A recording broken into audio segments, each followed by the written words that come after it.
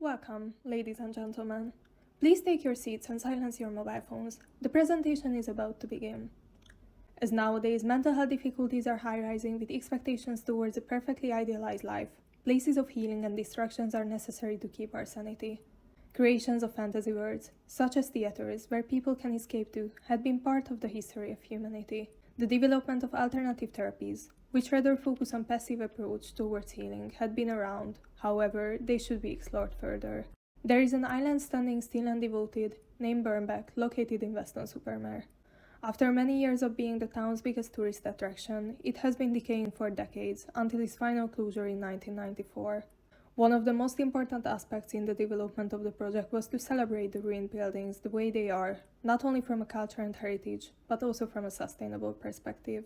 As not all the structures could be used as active parts of the development, identifying active and passive methods for reuse was a key regarding the scheme. As the climate crisis is one of the biggest challenges humanity faces nowadays, the development of more sustainable alternatives is crucial to create a future for ourselves. The key principles therefore had been highly focused on the restoration of the ruins with a low-tech approach, such as the high focus on users. Taking into consideration being open for as many people as possible was a crucial factor regarding the rehabilitation of Birnbeck. Therefore, separation of categories of healing. The scheme includes a therapy center focused on alternatives of drama therapy, such as a theater, which heals through escapism. Submerging people in a distant location with mental health and nature had been the main goal of the project, such as creating a safe environment where people can distract themselves from their everyday lives. The project's massive development went through all of the design principles before reaching the final form. Pushing the theater hall to the far end of the island allowed an internal height of 8 meters, meanwhile keeping the scheme's height under the already existing Grade 2 star-listed clock tower. After entering the island, people have pathways they can take. They can choose to enter the therapy center located at the northern side of the island, or explore and arrive to the theater hall located at the western edge. To celebrate the ruins, the new build received a simple timber cladding externally, expected to merge with the vegetation rather than try to compete with the diverse existing material palette. The structure had been using glulam, which could be prefabricated alongside the other materials used.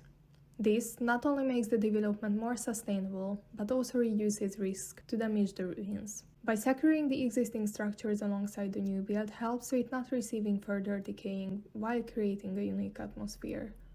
The use of cork as the internal finish and the insulation not only creates extremely high thermal mass, but also used for its acoustic and aesthetic properties. Moreover, the use of cork allows not to use any plastic-made vapor barriers nor membranes, allowing the building to breathe through.